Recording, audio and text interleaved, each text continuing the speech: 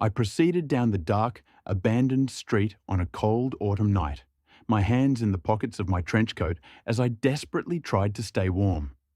The pavements I tread were already covered in a thin layer of frost, and the first flakes of snow were beginning to fall from the dark, starless skies above. All in all, it was a bitterly cold night, and I would have preferred to be at home in bed, but duty called. I had an unpleasant job to do this evening, and the cold weather worked to my advantage, as there were few people on the streets, which meant fewer potential witnesses. Using my mental map, I walked down Palmero Street in the Little Italy district and was pleased to find the block abandoned, with not a soul to be seen on either side of the road. So far, so good, I thought. As always, I'd done my due diligence in preparation for this job, and I knew there wasn't any functional CCTV on the block. Nevertheless, I wore my fedora hat low and had a scarf covering most of my face. I knew from bitter experience not to take any chances. My target that night was Scalini's restaurant, a legitimate business with very illegitimate owners. Scalini's was a front for the Luciano crime family, used for money laundering, amongst other illegal activities. Right now, the restaurant was closed for the night, its shutters down and doors firmly locked. I stood for a moment on the icy pavement as snowflakes fell on my head, ignoring the cold and looking past the sealed door and windows to see what lay inside. This is part of my special power, you see. The ability to see through walls and barriers, navigating hidden and secret places with my mind, even when my physical body was unable to enter. In my mind's eye, I saw the restaurant's interior with chairs neatly stacked upon tables and bottles sitting atop shelves behind the bar. For a moment, I considered starting the conflagration at the bar, but realized this could lead to unwanted questions from the police and insurers, not to mention the Luciano family enforcers. And so, my avatar moved on, leaving the main restaurant and entering the kitchen, where I found a wealth of opportunities. Picking my target, I focused all my mental strength on the gas oven, drawing the hidden energy out from the cold air and using my mind to shape invisible atoms into sparks. The fire took root inside of the oven, small at first, but soon growing into a powerful inferno that consumed everything in its path. Soon, the entire kitchen was burning, and the rest of the establishment would shortly follow. I exited my trance state at this point, my mind returning to my body as I no longer needed to observe and control events through my avatar, because now I could see the flames behind the windows and smell the smoke rising from the building's roof. The restaurant's fire alarms were blaring, and I could hear the distant sound of sirens. The firefighters were en route, but it was already too late. My work here was done, and I didn't want to be around when the authorities arrived. So I turned my back on the quickly burning structure and retreated into the shadows and back streets, making good my escape. I arrived home shortly before dawn, remaining as quiet as possible as I threw my clothes into the washer. I didn't think there was a risk of forensic evidence. I hadn't entered the building after all, and there was no smoke or cinders on my clothing. Nevertheless, this was my post-job ritual. I guess I just felt unclean after doing the mob's dirty work. One step closer, that's what I kept telling myself. This attack brought me closer to being free from my obligation to Don Barzini. A few more arson jobs and my debt would be cleared, and finally, I could move on with my life and become a decent father to my child. With my ritual completed, I quietly ascended the staircase and gently opened my daughter's bedroom door. I watched for a moment as she slept, noting how her tiny body twitched under the covers, and she murmured whilst suffering from yet another nightmare. Watching my little girl suffer broke my heart, and all I could do was approach her bed, tuck my child in, and kiss her gently on the forehead in an attempt at reassurance.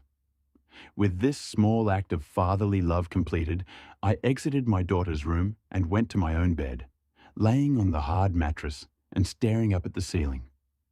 I knew I wouldn't sleep during what little remained of that night, guilt and anxiety eating away at me, as I once again questioned why God had cursed me with this so-called gift. There's no support group for the affliction I suffer from. I can't turn up to the back room of a church and announce, "Hey, my name is Paolo. and I'm a pyromancer. I don't know where I got this power from. Is it hereditary? Could my father do the same things I can? Unfortunately, he didn't stick around long enough for me to find out. And will this curse be passed on to my daughter?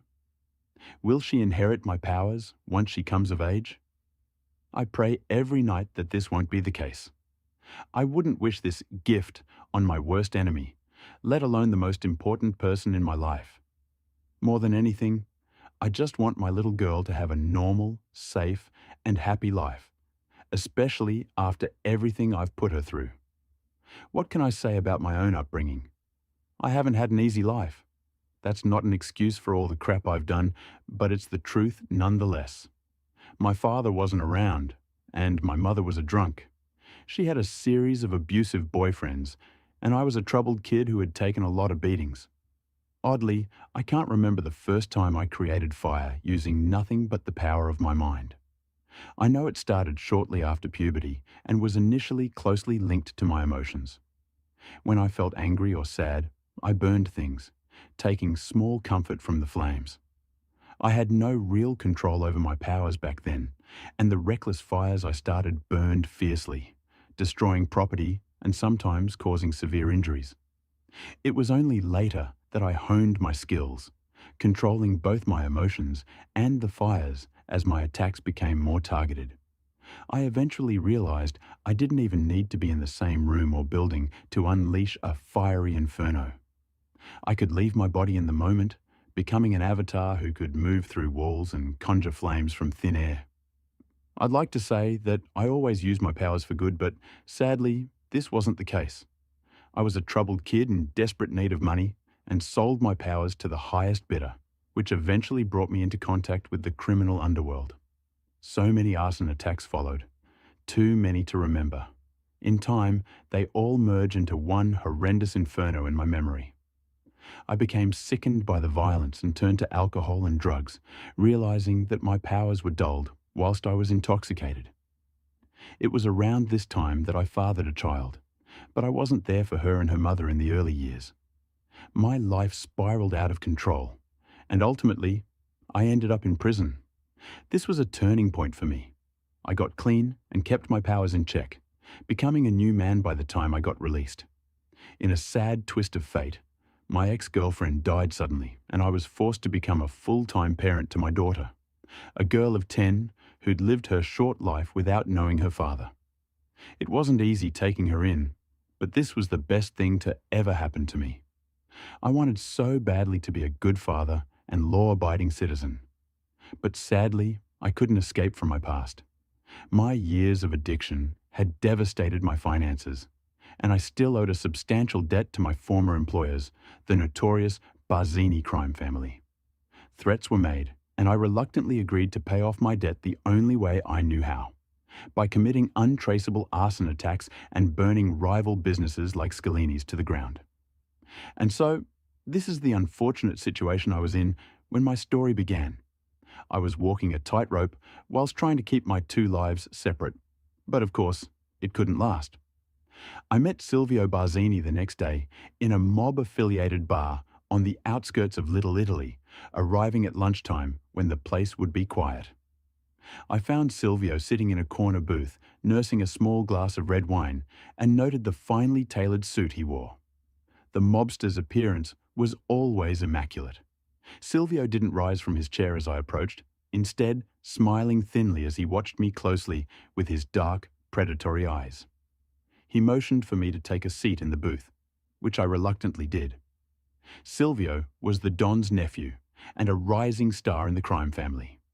He was also my handler and assigned me arson jobs, so I had no choice but to deal with the gangster. I knew Silvio Barzini's reputation for violence and didn't wish to get on his wrong side. He offered me a drink, which I politely refused as I wanted to get straight to business. "Was the boss happy with the job last night?" I asked cautiously. Silvio nodded and took another sip of wine before replying. He was content. A small job in the grand scheme of things, but useful nonetheless. I paused for a moment, struggling to ask my next question. "How many more?" I finally uttered. "How many more jobs until my debt is cleared?" I didn't know how Silvio would react to my pressing question. I feared he might become angry, and so I was surprised to see him smile like a crocodile as he met my eye. Funny you should mention it, my friend. We have a big job for you. Very important for the family's future. If you succeed, all debts will be cleared and your obligation to us fulfilled. However, if you fail, there will be serious consequences. I could hardly believe what I was hearing and struggled to comprehend what I'd been told. One big job and I would be free, but Silvio had also delivered a thinly veiled threat, and so I realized the stakes were high. Nevertheless, the prospect of my debt being fully cleared was just too enticing, and so I took the bait. "Okay, what do you need me to do?" I asked. Silvio's menacing grin didn't falter as he carefully reached into his jacket pocket and removed a small folded sheet of paper. "A former associate of ours has unwisely decided to cooperate with the federal government," he explained in a hushed voice. "This traitor is in protective custody, but we have discovered his location." He slid the paper across the table towards me. Glancing down, I saw an address written on it. "Needless to say, this rat must not be allowed to testify. We are trusting you with this important task, Paolo. Don't let us down." I felt a cold chill creeping up my spine as I looked into the mobster's cool, soulless eyes. The implication was clear. The Barzini family was asking me to carry out a murder. The only crime I'd never previously committed. I'd burned down buildings, torched cars, and put people in the hospital. But I'd never killed anyone before. This wasn't a line I wished to cross. But what choice did I have? Silvio had made it clear that failure wasn't an option, and this one last act of violence would finally permit my daughter and me to live in peace. So, to my internal shame, I pocketed the address and meekly nodded my head, agreeing to kill a man in exchange for my freedom. What can I say about my final job for the Barzinis? I spent several sleepless nights going over it in my head, desperately trying to find some way out of the heinous task. But in the end, I could think of no alternative. And so I made my way to the address scribbled on that piece of paper. The safe house was outside of the city and located at the end of a long and lonely rural road. I parked about a mile away from the house and completed the last leg of my journey on foot. It was a cold night for a walk, but I didn't want to pull up in my car and alert the target. The informant was holed up in a literal cabin in the woods, and I was able to hide behind the darkened trees and observe the goings-on inside. My target was sitting in the living room in front of a roaring fire, half asleep as he nursed a glass of brandy. The job would be so easy, I thought. Just one spark from the fireplace and the whole wooden structure would go up in smoke. The feds would be suspicious, of course, but they wouldn't be able to prove it wasn't an accident. It was a simple thing for me to start the fire, and yet I hesitated, and thank God I did so, because a moment later, a second figure entered the living room, a young girl with long, flowing dark hair that jumped onto her father's lap, waking him from his semi-slumber. I watched the father and daughter interact for a time and saw the love between them. And of course, I couldn't do the job. I would not burn a girl the same age as my daughter. There was just no way. And so I abandoned my mission of murder and left the family in peace, retreating through the forest and returning to my car. I knew there would be repercussions for my failure to complete the job, but I didn't expect them to be so sudden and so violent. I was driving my daughter to school the next morning. She was sullen and uncommunicative, sitting in the back seat whilst scrolling on her tablet. My daughter was prone to dark moods and angry outbursts, but I gave my little girl a good deal of slack. She'd been through so much after all, having lost her mother at such a young age. It was my job to protect her, but my chaotic lifestyle was inadvertently putting her at risk. I was still thinking of what to do as we made our morning commute. Maybe I could still make good with the Barzinis. I could tell Silvio that I couldn't do the hit but would continue to work for the family, carrying out small arson attacks until my debt was paid off. It might work, but this seemed unlikely, given the warning I'd already received. I reckoned we'd have to run. I would need to take my daughter and get the hell out of Dodge. In fact, I considered just putting my foot down on the accelerator and driving straight out of town. But events interceded. We stopped at a red light, and I didn't notice the dark Cadillac pulling up beside me, not until it was too late. It all happened so fast. I spotted the dark-tinted window lowering and caught a glimpse of the gunman in the back seat.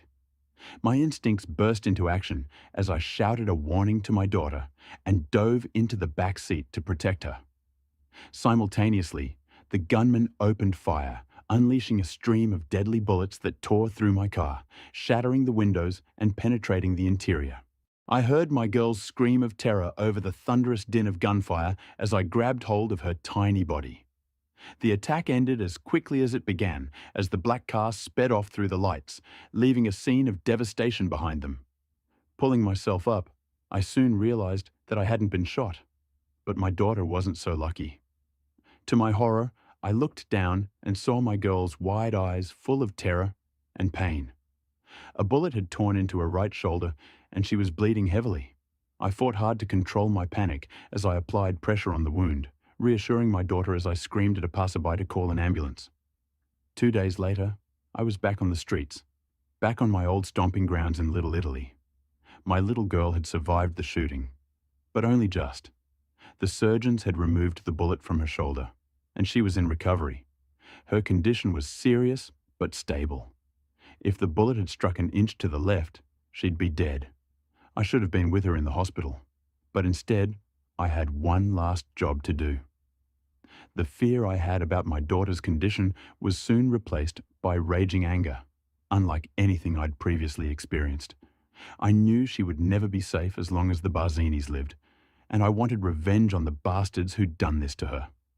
And so, I found myself standing on the pavement opposite the members' club that served as the Barzinis' headquarters, trying to funnel my seething anger into a targeted attack upon my enemies. I used the full extent of my powers, leaving my physical body as my avatar passed through the walls of the building and secretly observed the scene inside. I counted 7 men in the back room of the clubhouse, including Don Barzini, the grey-haired, overweight boss of the crime family who sat sipping red wine whilst taking counsel from his men. Silvio was there, of course, speaking in hushed tones to his Don about the family's nefarious business. 2 other men sat around the table, well-dressed mobsters who I believed were capos in the Barzini organization. Meanwhile, 3 younger men in tracksuits sat at a separate table on the far side of the room, drinking beers and playing cards. I guessed they were associates or bodyguards. It didn't matter to me, however. All the men in the clubhouse were gangsters and fair game in my eyes. I put all doubt to the back of my mind, focusing all my attention and power on a single point in the room as I was determined to unleash the deadliest and most destructive fire I'd ever created. The fire started at the associates' side table, their cards suddenly bursting into flames as the astonished trio jumped up from their chairs and cried out in dismay. It took a moment for the Don and his captains to recognize the imminent threat. By the time they did, it was already too late as the flames spread so quickly. I took a grim satisfaction as I watched the gangsters fight for their lives, struggling to escape the growing inferno, but instead being consumed one by one. I particularly enjoyed seeing Silvio betray his beloved Don, refusing to help the old man as he clambered over him in a desperate attempt to save his own skin. As it happened, Silvio made it further than any of the others, escaping the back room and even making his way out onto the street, even though the flames had consumed his body. The doomed man screamed in agony as he burst through the door, and I no longer needed my avatar to see the bastard, as he was standing and burning on the street opposite me. I'm glad I was the last face Silvio saw before his demise, because he knew I was the one who'd killed him.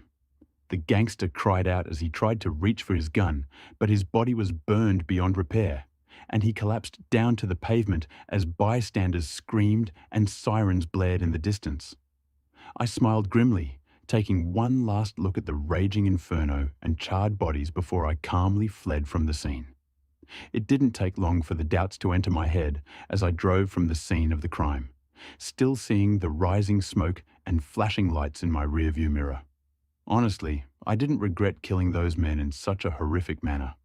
I thought I'd find it more difficult to take 7 human lives, but I could have killed 700 or even 7,000 if it meant protecting my only child. And besides, those bastards had it coming. Still, I knew this wouldn't be the end of it. I wasn't worried about the cops. Even if they did link me to the crime, there would be no forensic evidence. The mob was another matter, however. Don Barzini and his top lieutenants were dead, but there were many other soldiers in the family who would surely seek revenge. And then there was the commission.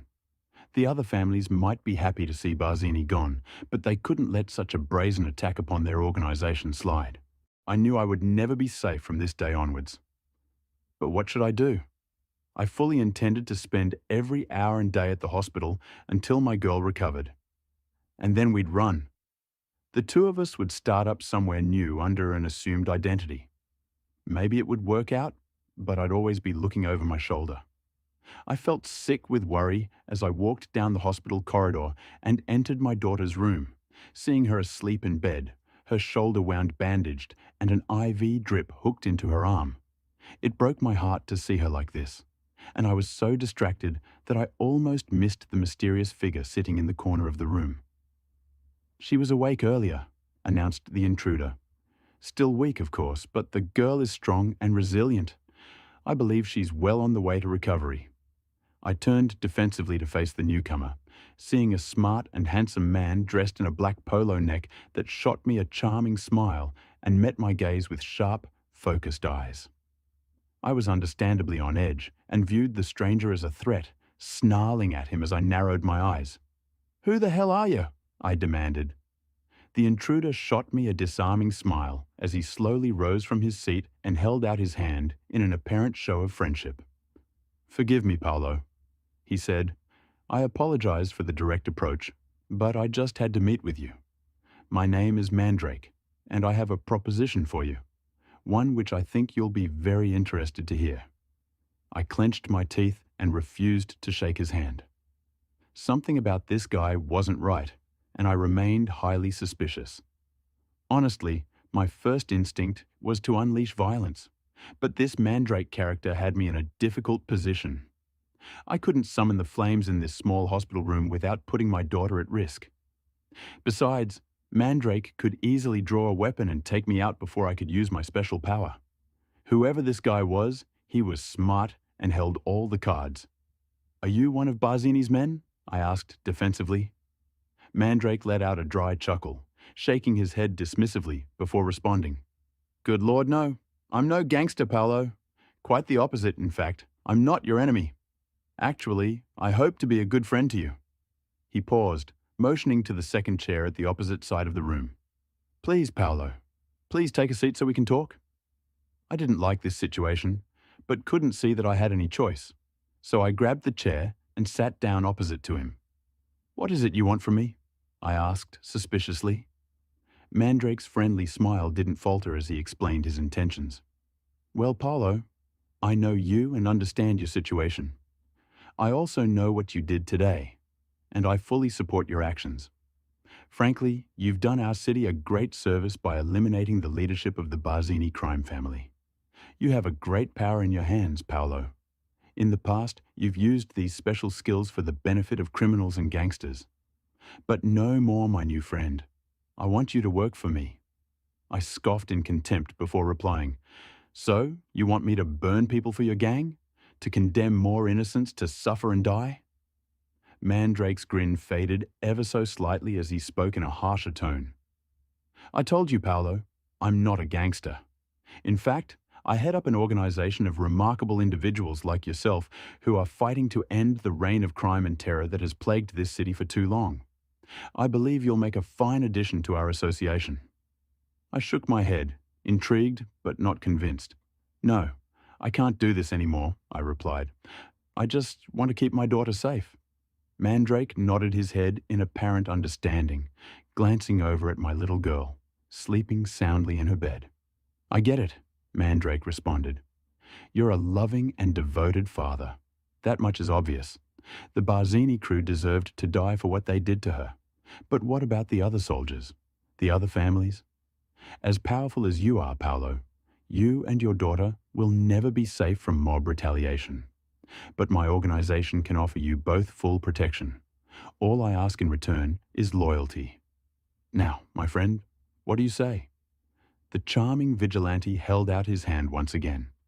I stared at his outstretched hand for a long moment, thinking over his proposal. I wanted to walk away from all this chaos and violence, but already knew it wasn't so simple.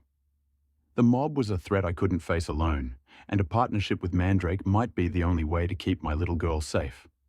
I glanced over at my sleeping daughter again, seeing how vulnerable she looked in that hospital bed, and feeling an intense guilt over how I'd let her down. And then I turned back towards Mandrake, accepting his hand of friendship and shaking firmly. The wide grin returned to Mandrake's face as his eyes lit up. "Good man," he said enthusiastically. "Now, let's put you to work." And so that's how I joined the Supernatural Vigilante Association, an underground paramilitary organization of special individuals using our powers to punish the criminals, predators, and corruptors who stalk our city's streets. Now I burn down buildings and incinerate wicked people for Mandrake. Does this make me one of the good guys? Honestly, I don't know anymore. But I'm no longer afraid of the mob. The only man I fear is Mandrake. Still, I must do his bidding to keep my little girl safe. I'll do whatever's necessary in the hope that one day we'll find a way out. The girl in the graveyard is your best friend, so you take her home. The night is a bruise between you, a blotch of rogue in the passenger window, the color of fruit left out to fester. The body pries at her seatbelt, a finger, then two. The radio echoes static. The body shuffles in her seat. You study the face, the similar slice of jaw, the nose humped from where a baseball had hit her at 12, just slightly off center. The skin like a rain-licked plastic bag. The stink of musk and sulfur. You want to look away, but you cannot. She's so beautiful, even like this.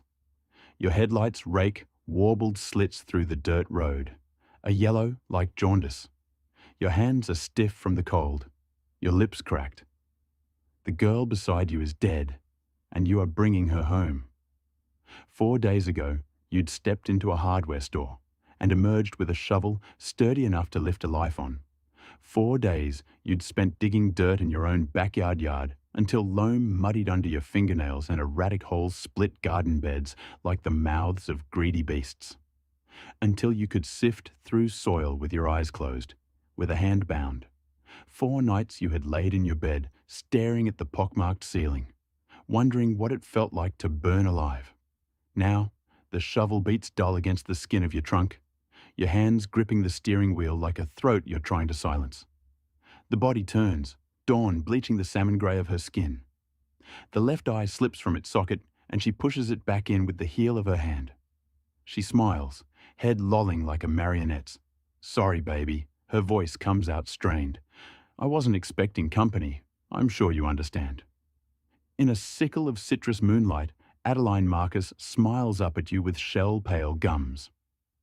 Adeline Marcus died on the 31st of October and was buried a week later, the date on her gravestone a month shy of her 18th birthday. In the court, the boys would claim it was an accident, that they didn't know she was inside. For better or worse, you believe them. The fingers striking out matchboxes, the beer cans constellating the sidewalk. A prank gone too far, the wrong place, the wrong time. It doesn't have to be on purpose. She didn't have to be home. The coroner ruled it suffocation. But all you can imagine is flame like a stiff palm, striking over and over. Adeline had crawled from the mouth of the home on her hands and knees. She was dead by the time she reached the pavement, her Sunday dress singed up to her knees. The dress you knew well enough. Either way, the boys were left with 25 to life, and the Marcuses were left with a dead daughter, a ring of ash like chalk on the pavement. You were left with a misplaced guilt, like hunger, a guilt like an Ouroboros, choking on the tail, swallowing the head, eating yourself alive and being unable to stop, even as it consumes you. Because this wasn't the sort of thing that happened to good people. You watch water curl down your shower drain, carrying with it mortuary makeup, kaleidoscopic insects, and jasmine bubbles. Strings of dirt stretched out like sinew. The body's head rests on her knees, vertebrae needling through her back like a line of molars. The electric lights wash her green, dark veins rooted under brittle skin.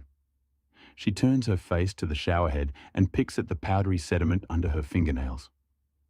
The shower floor is a mess of grit, and you think of a child scooping up the sand. You turn the heat up until it scalds and scrub mildew from the base of the shower door. You think, if you can only get everything clean, everything will be all right.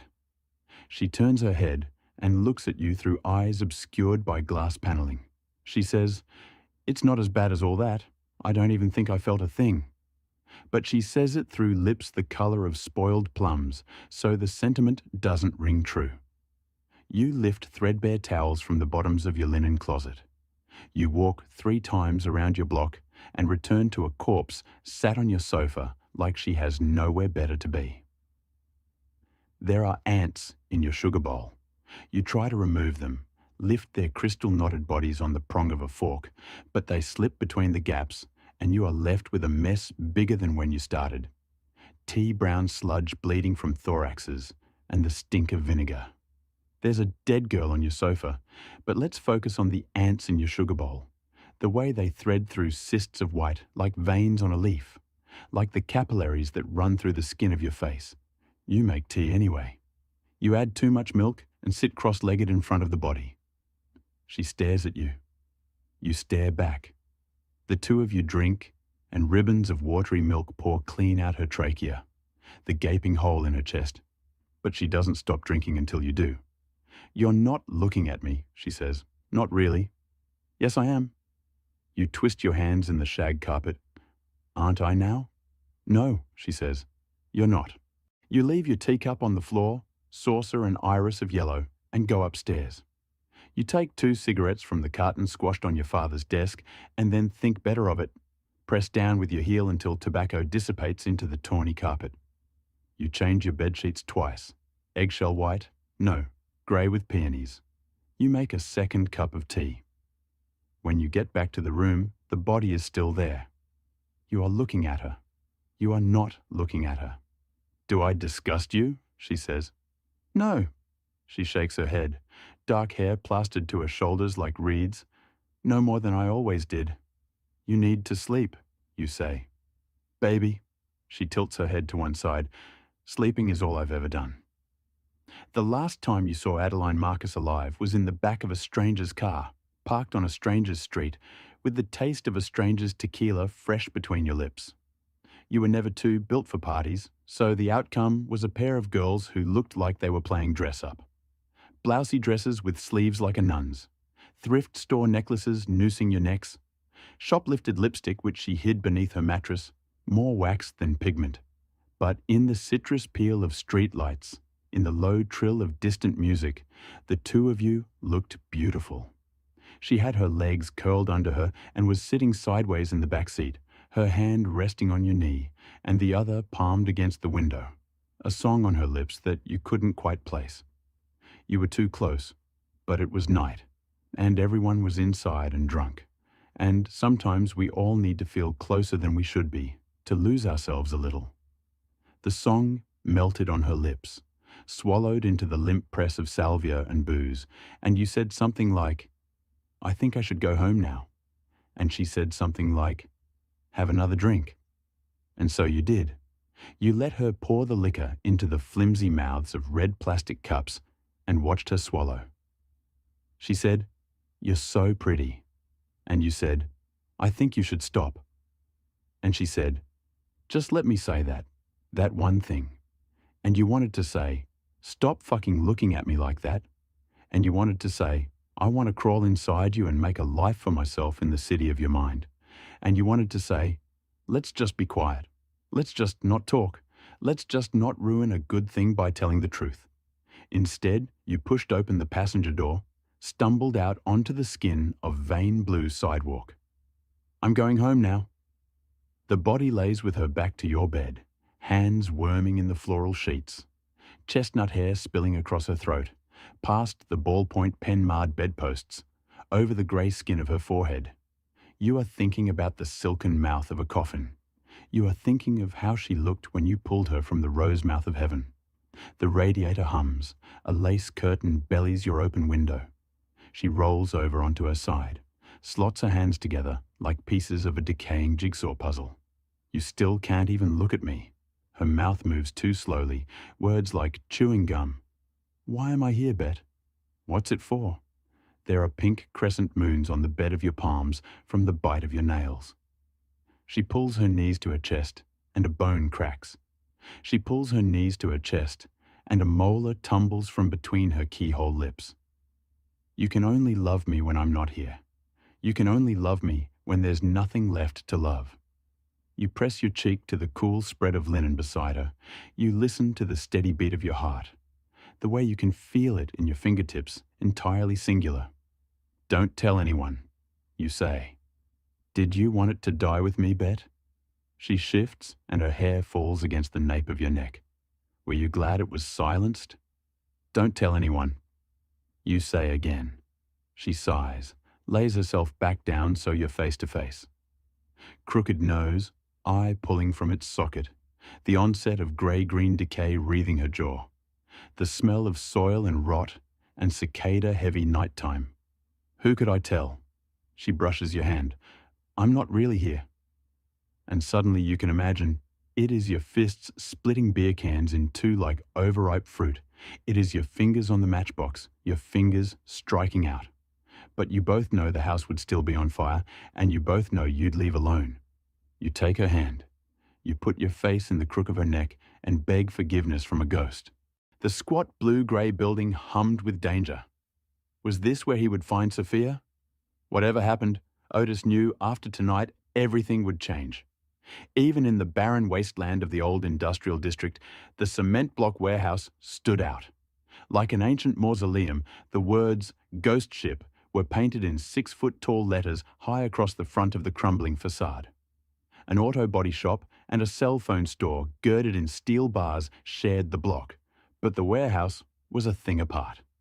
It breathed, alive with a rumbling and heaving wheeze from deep inside its bowels. Multicolored lights strobed and blinked out of dusty second-floor windows, as if searching for its next prey. A side yard held the desiccated remains of past victims. 2 yellowed mobile homes cantered into each other, between broken appliances and skeletons of old furniture. A large construction of metal and wood reached a desperate arm up, its futile effort to escape reflected in red, orange, and yellow lights from the windows. You really think Sophia will be here? I thought she had left Oakland entirely, Otis said. In khakis and a thin jacket over a polo shirt, he shuffled backwards to get closer to Daisy. An unease crept up his thighs and crawled into his belly. Maybe he was just too old for this.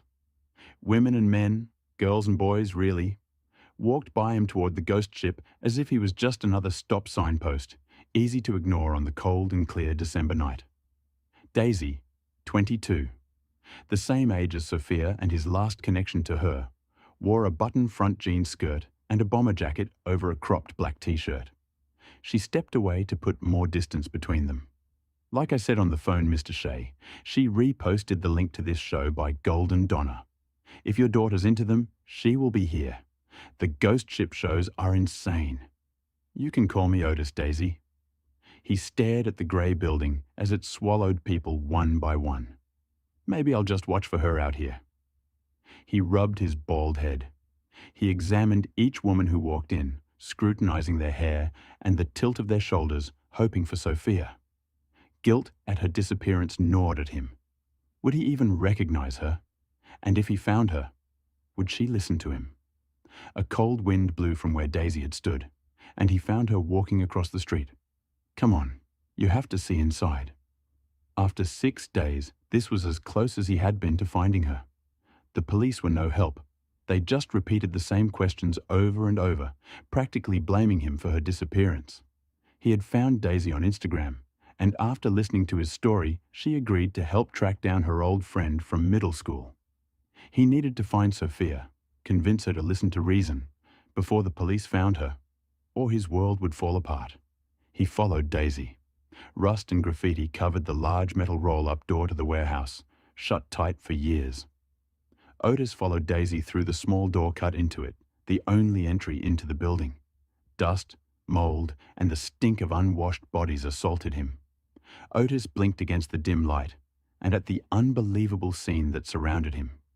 Antique pianos and organs created a labyrinth into a large foyer. He had stepped through a mystical portal, a time machine back 100 years to a world where modern plastic hadn't been invented.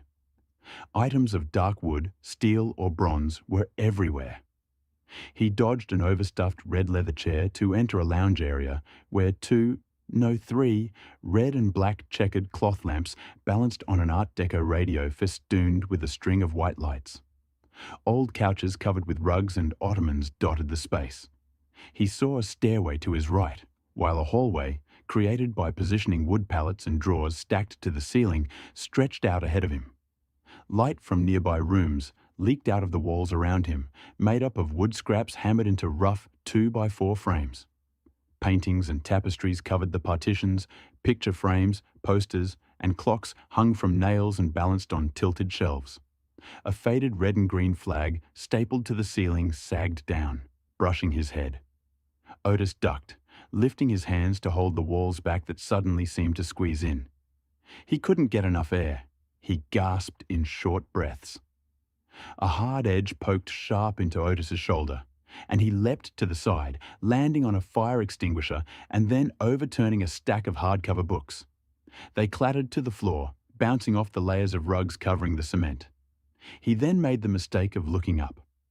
Glaring down above him, a green, 5-foot-tall statue hovered, a giant birdman with partially open wings, its hand reaching out for him.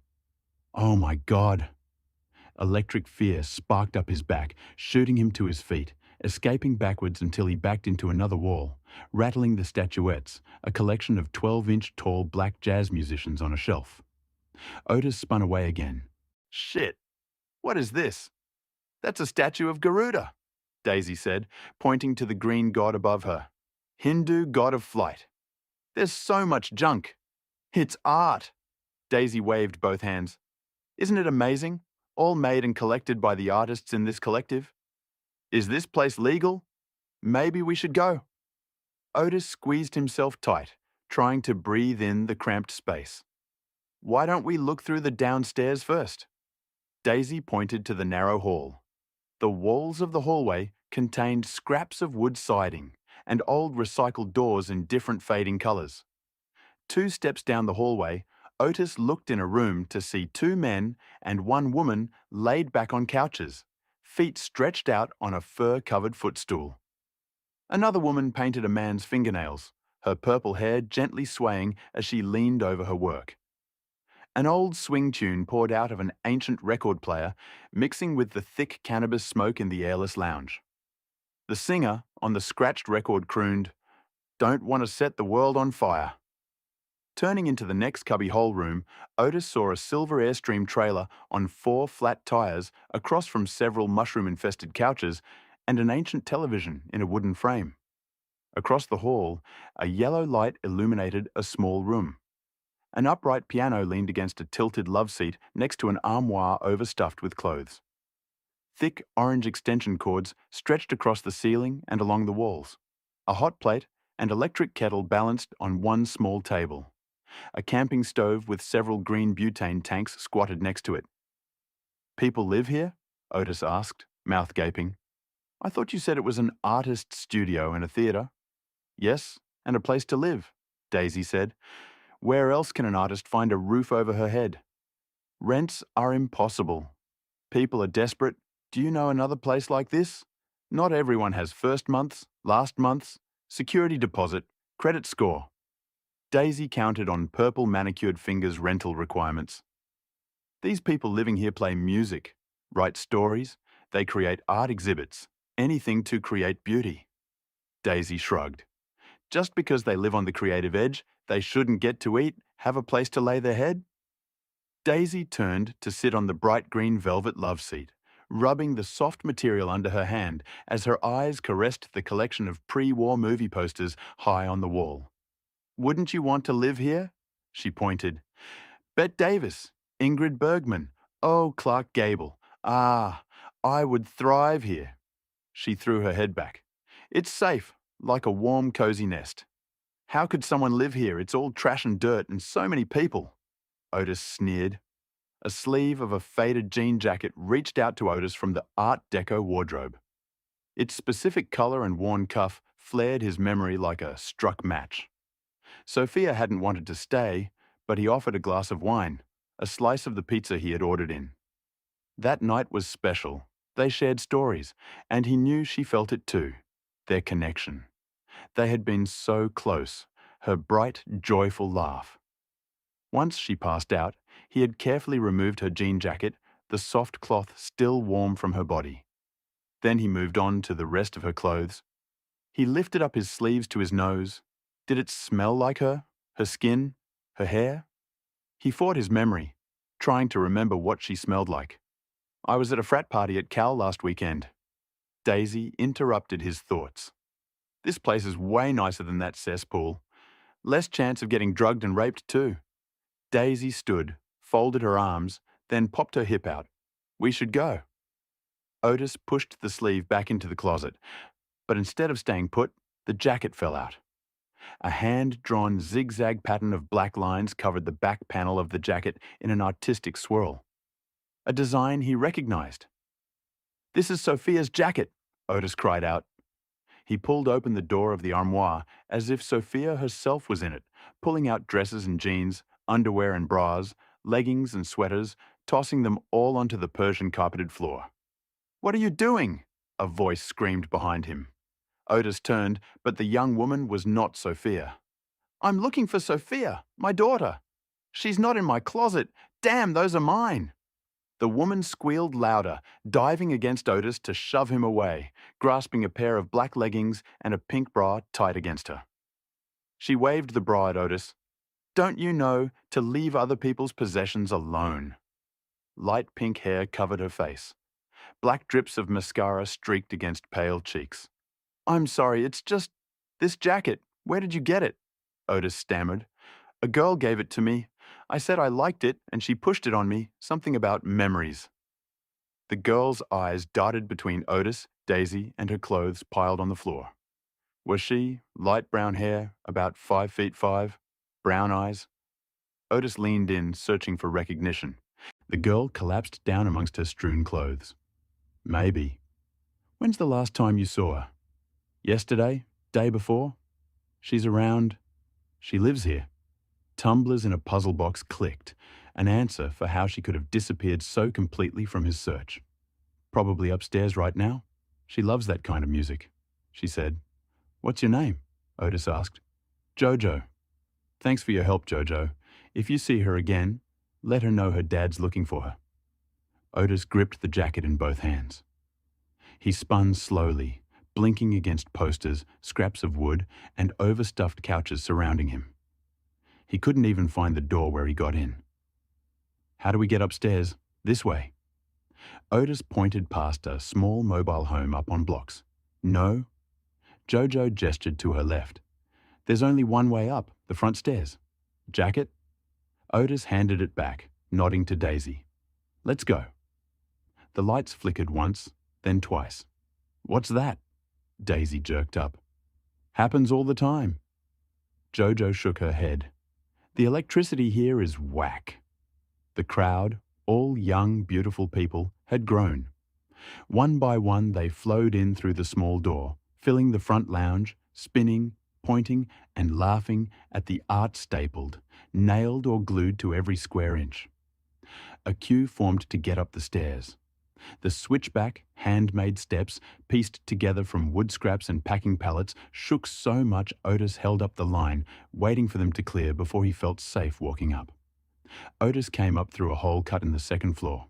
He peered through a doorway into another small apartment at the top of the stairs. A bright pink and green comforter, smiling dolls, and a pink stuffed cat sat on the lower level of a short bunk bed. "Kids live here," Otis pointed. Daisy shook her head. "I hope they ain't here now." They passed a tall stack of old box radios lined up along the wall before turning into the theatre space and a crush of humanity. 100 people or more danced and swirled in the multicolored lights, shaking the floor in the damp heat. The room stretched out to take up most of the top floor of the warehouse. At the far end, a nasal-voiced man wailed into a microphone over another smashing on a drum kit behind two women playing guitars. Tall black speakers pumped out the raucous music among antique chairs, pianos, and jukeboxes collected alongside the stage. Wooden sculptures floated above in the metal rafters, their swaying movements following the dancers below. Otis couldn't see anything, couldn't tell one person from another in the dim lighting and swirling dust. He circled the room, dodging the dancers before coming back to Daisy. "There's too many people," he shouted above the music. "I don't know if I could find her even if she was here. I'll come back in daylight." An impossible vision materialized out of the haze. A woman with brown hair buzzed on one side, and a profile that had been etched in his dreams. "Sophia!" Otis shouted. She turned, her face bright with joy and energy toward them. "Daisy? Why—" And then her eyes caught his, and her face dropped into shock. "Otis Johnson?" she mouthed. "God, no. How are you here?" Otis's throat closed until he could not speak. The words he had thought about, had practiced for days, all flew away. Guilt from his actions clawed at him. He needed to explain himself. It was all just a misunderstanding. "We found your daughter," Daisy clapped, beaming with joy. "Sophia?" Otis reached out and grabbed her arms, pulling her in as he shouted, "It's over. You need to go back home and tell the truth, not those made-up lies you told the police." Anger blazed inside him. Her words had ruined his life. He had made a mistake, but should he have to pay for it forever? She needed to listen to him, or else. Sophia shook her head. "No, that date was the worst night of my life." Her jaw clenched. You... An odor touched the edge of his consciousness, but he tried to push past the noise, the bright lights, and now this smell assaulting his senses.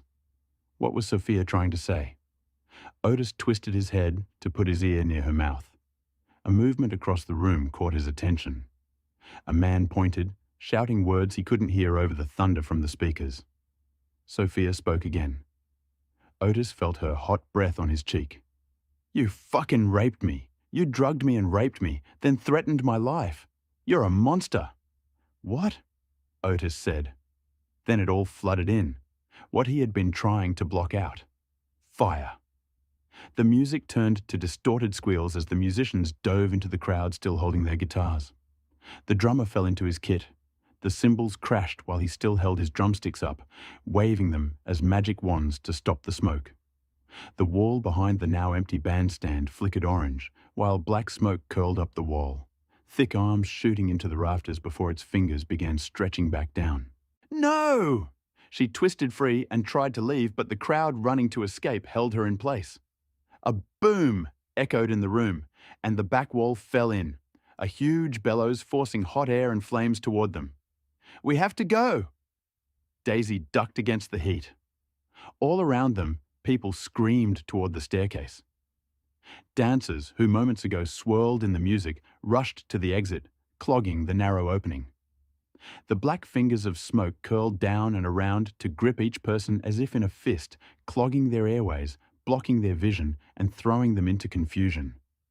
The life-giving air became the enemy, hot and black. One breath hurt, 2 breaths knocked you to your knees, 3 breaths killed. Otis squeezed Daisy and Sophia close, against the screams and shouts of the running madness. A man swung a fist, clipping Otis across his eyebrow. A thunderous crash banged below them. "The stairs collapsed!" a voice shouted. Shoved back again, they were suddenly against a cement wall, bodies pressing them hard. The cold wall acted as an anvil, while the crowd hammered against them over and over again. Through his shirt covering his face, the smoke burned his eyes, burned his lungs. They were stuck. Would he die here? The reality of the danger came to him as visions from the floor below. So much wood, furniture, and paintings filling every inch. A giant box of tinder. Seconds more, and it will erupt, into a roaring inferno. The cold wall gave him an idea. Blind from the smoke, he could only feel along the concrete until his fingers reached the hard glass of the industrial windows.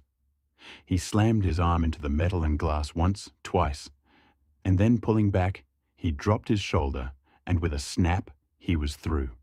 Hope blew through the cracked window, along with the cold, fresh air.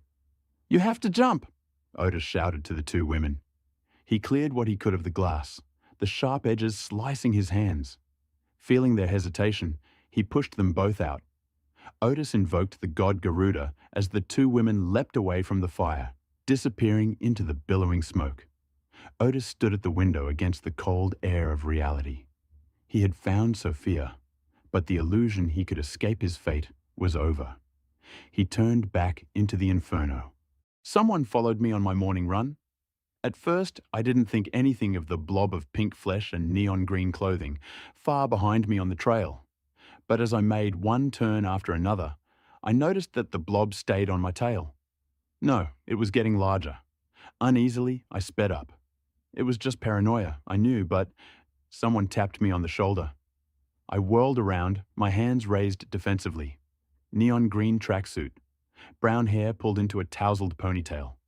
She looked like an entirely average young woman, except her expression was all wrong. Her eyes were open too wide, framing her irises with a ring of frantic red veins. Her mouth was pulled into a fixed smile, like the corners of her lips had been pinned to her cheeks.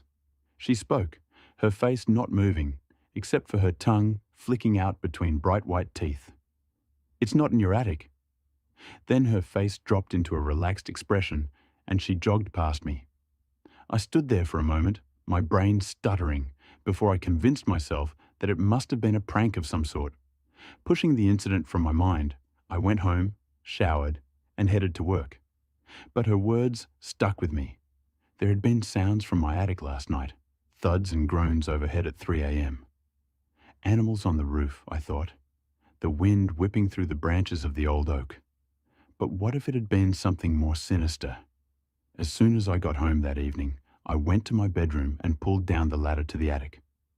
The dust-covered rungs led up into stifling blackness, a dark slash in the ceiling that held its breath as it waited for me to enter.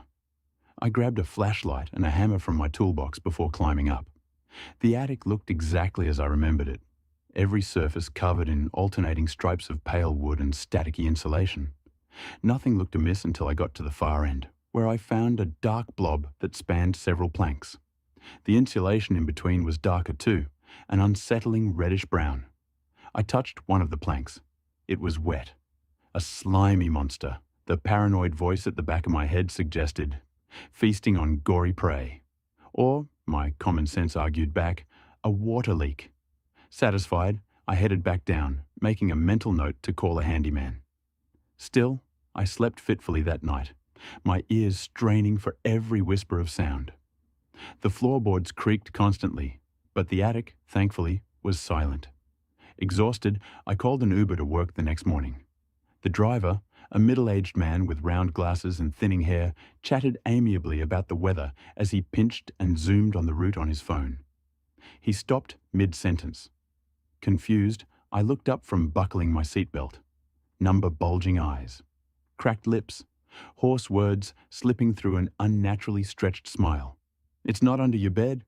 Russian researchers in the late 1940s kept 5 people awake for 15 days using an experimental gas-based stimulant. They were kept in a sealed environment to carefully monitor their oxygen intake so the gas didn't kill them, since it was toxic in high concentrations. This was before closed-circuit cameras, so they had only microphones and 5-inch thick glass porthole-sized windows into the chamber to monitor them. The chamber was stocked with books, cots to sleep on but no bedding, running water and toilet, and enough dried food to last all 5 for over a month.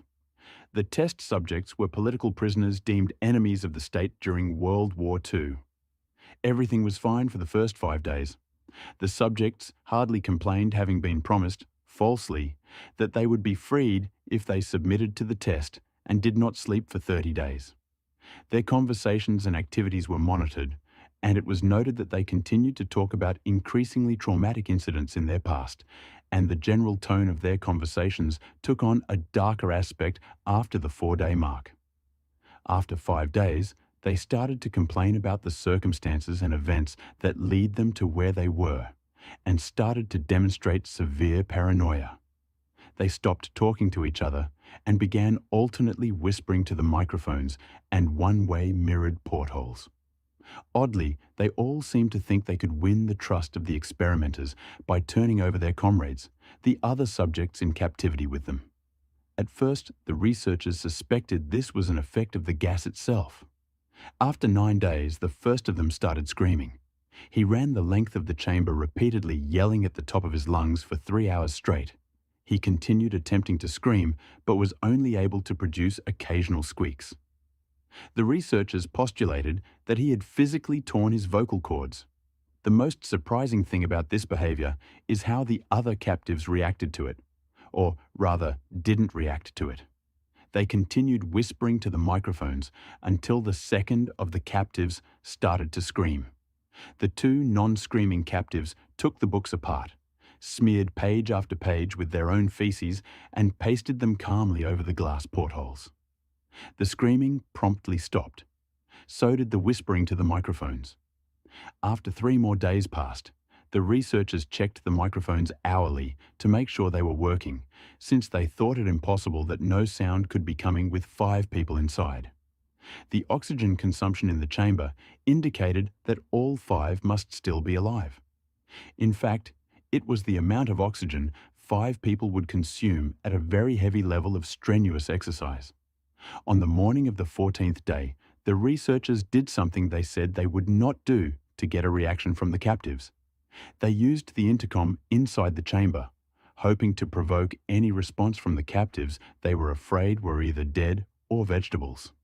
They announced, "We are opening the chamber to test the microphone. Step away from the door and lie flat on the floor or you will be shot. Compliance will earn one of you your immediate freedom." To their surprise, they heard a single phrase in a calm voice response: "We no longer want to be freed." Debate broke out among the researchers and the military forces funding the research. Unable to provoke any more response using the intercom, it was finally decided to open the chamber at midnight on the 15th day. The chamber was flushed of the stimulant gas and filled with fresh air, and immediately voices from the microphones began to object. 3 different voices began begging, as if pleading for the life of loved ones to turn the gas back on. The chamber was opened and soldiers sent in to retrieve the test subjects. They began to scream louder than ever, and so did the soldiers when they saw what was inside. 4 of the 5 subjects were still alive, although no one could rightly call the state that any of them in life. The food rations past day 5 had not been so much as touched. There were chunks of meat from the dead test subjects' thighs and chest stuffed into the drain in the center of the chamber, blocking the drain and allowing 4 inches of water to accumulate on the floor. Precisely how much of the water on the floor was actually blood was never determined. All 4 surviving test subjects also had large portions of muscle and skin torn away from their bodies. The destruction of flesh and exposed bone on their fingertips indicated that the wounds were inflicted by hand, not with teeth, as the researchers initially thought. Closer examination of the position and angles of the wounds indicated that most, if not all of them, were self-inflicted. The abdominal organs below the rib cage of all 4 test subjects had been removed.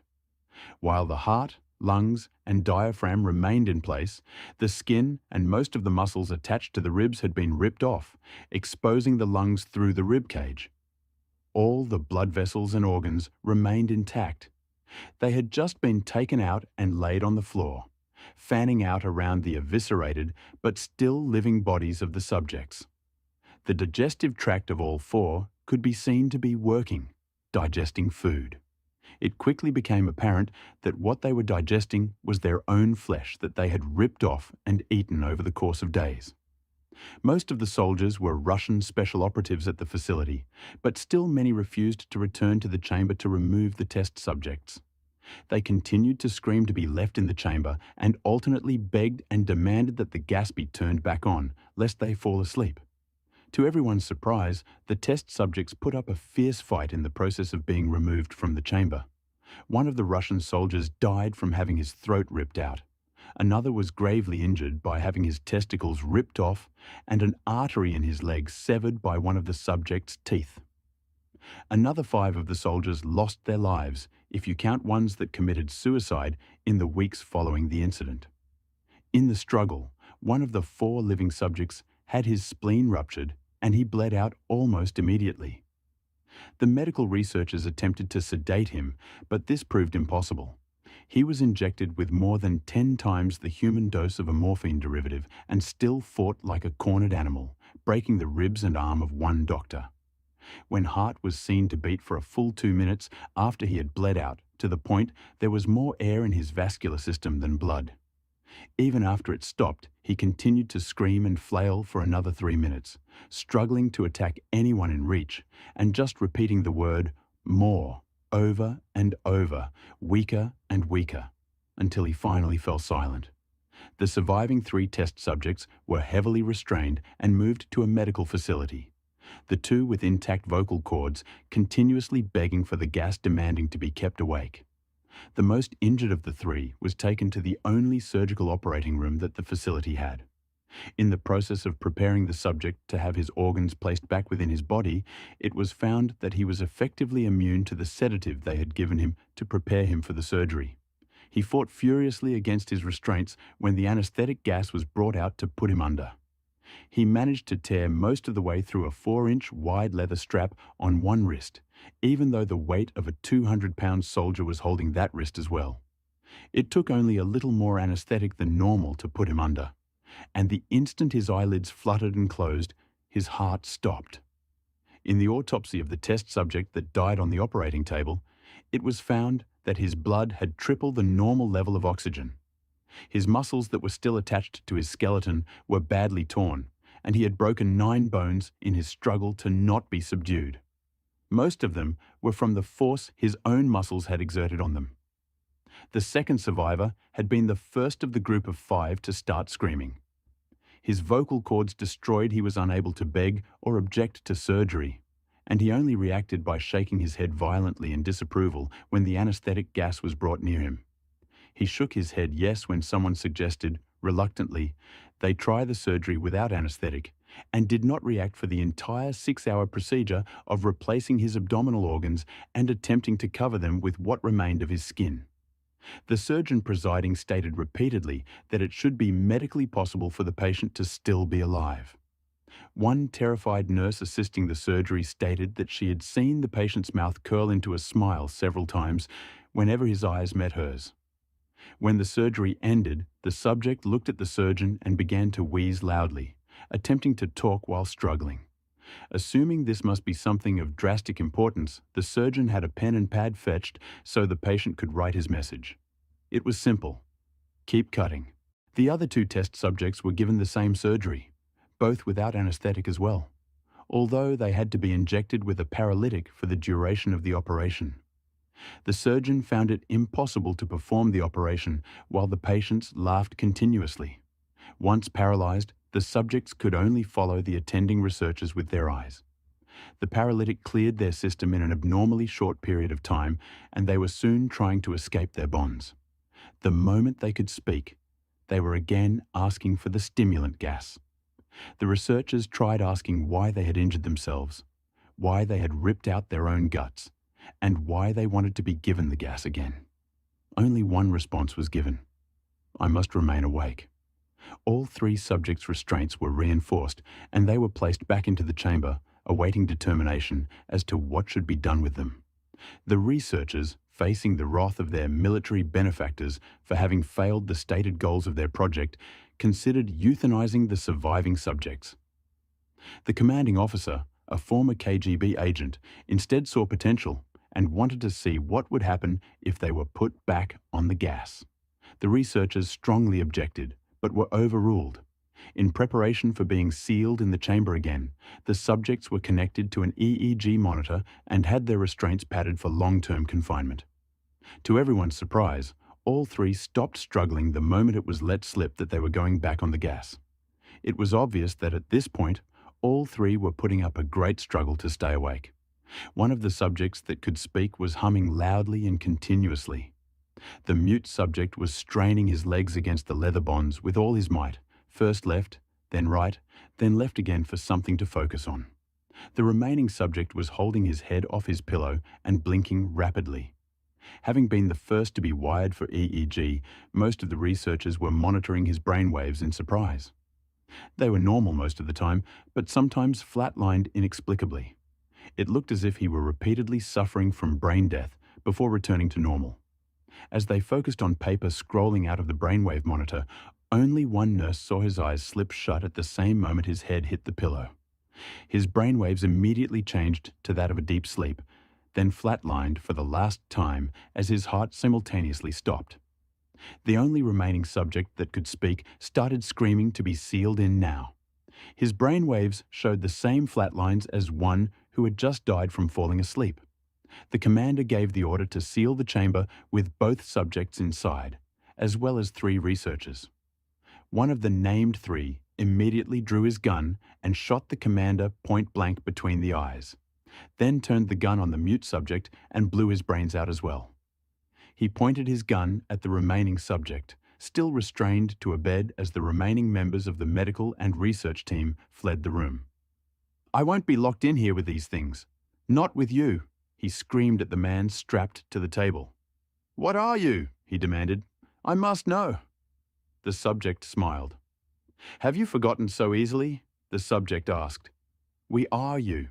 We are the madness that lurks within you all, begging to be free at every moment in your deepest animal mind. We are what you hide from in your beds every night. We are what you sedate into silence and paralysis when you go to the nocturnal haven where we cannot tread." The researcher paused, then aimed at the subject's heart and fired. The EEG flatlined as the subject weakly choked out, "So, nearly free." This is based on a true story back in Laos. Back in Laos, when Hmong people were still wearing Hmong clothes, a sister and her sister-in-law went to the farm early in the morning, each of them wearing 2 zav, the silver plaits around the neck. When they got to the farm, the SIL told the sister to go pick cucumbers from the top of the hill, and SEL herself will go pick cucumbers from the bottom of the hill. The sister did as she was told and went up the hill to pick cucumbers. Once her back basket was filled with cucumbers, she returned down to the spot that her SIL directed her to go uphill and called downhill to her SIL. She called, "SEAL, is your back basket full yet? If it's full, come up and let's go home." But there was no reply. She called a few more times, yet there was still no reply. Fearing something had gone wrong, she quickly set her back basket down and rushed downhill to check on her SEL. When she reached downhill, her SEL was nowhere in sight, but next, a tree stump was her SEL's back basket filled with cucumbers. Next to her, SEL's back basket was one of her SEL's shav. She scanned the surrounding again, checking to see if there has been any struggles within the area, but noticed no difference. More downhill, there was a small river. So the sister thought to herself, maybe her SEL went down to the river after picking cucumbers to wash her hands. So the sister decided to go down to the river to look for her SEL. But after about 10 steps forward, the sister saw the other zov of her SEL. By now, her heart started racing, but she quietly told herself to be brave and ran all the way down to the river. Once she reached the river, she called out to her SIL again, and once again there was no reply. Now she was really scared, so she turned back and started running up the hill, grabbing both her SIL's zav as she passed them all the way to her own back basket and put it back on, and rushed home. When she reached home, she told her parents and Xiong, the brother that married her sister-in-law, what had happened. Xiong quickly went and gathered about 15 to 16 men in town to go look for his wife, each man carrying guns and knives in their hands. However, after a whole day of searching, there was still no sign of his lost wife. Night started covering over the hills. A couple of men started saying, "It's getting dark and we can't find any sign of her, so let's go home and return back tomorrow to look again." Crying, Xiong replied, "No. We are men here with knives and guns. There is nothing to fear. We should continue this search till we find my wife." Although most of the men wanted to leave because they were starting to feel chills, seeing Xiong crying, they felt bad for the man, so they decided to continue the search with him. But the deeper they went into the woods looking for Xiong's wife, the more chills they started feeling. With each chill, goosebumps started rising on their fleshes, and their heartbeats started racing. About 10 minutes later, Xiong heard his wife's voice echoing in the air. "Xiong, I'm over here. Come over here." Xiong turned to the rest of the men and said, "I hear my wife calling me over there. She said she's over there. Did you guys hear it too?" All the men now stopped dead in track and glanced at each other. They shook their head and replied, "No, we did not hear anything." Before Xiong could say anything else, he heard his wife's voice calling him again. He looked towards where his wife's voice was echoing from and pointed ahead. "My wife is calling me from ahead, so we are going to move ahead." Before anyone could stop Xiong, he pushed on forward. Hearts racing faster and fear beaming on all the men's face, they trailed closely after Xiong. 5 minutes later, everyone, including Xiong, stopped dead in track again. For this time, they all heard Xiong's wife's voice ranging in the air.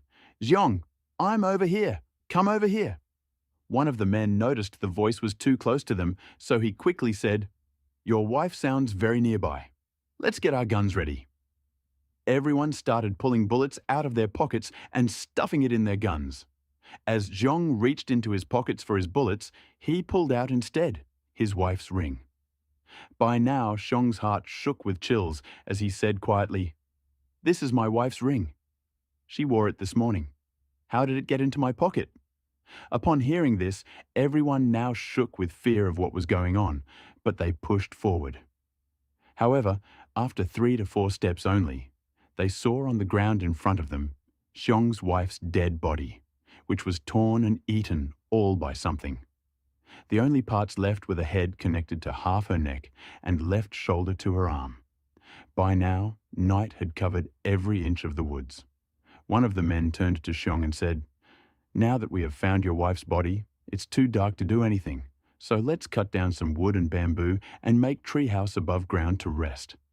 When morning calls, we will take your wife's body home for burial. If not, we will bury her here tomorrow morning because her body is not a good sight to bring into town anymore anyway." Everyone agreed with the man that said this, so everyone quickly helped chop down trees and bamboos, and by 11:30 managed to make 3 tree houses. Once everyone was up in each tree house, they could still look clearly down at Xiong's wife's body on the ground. By now, it was around 12:40ish. Xiong's wife's head started turning to look at everyone and smiling at them.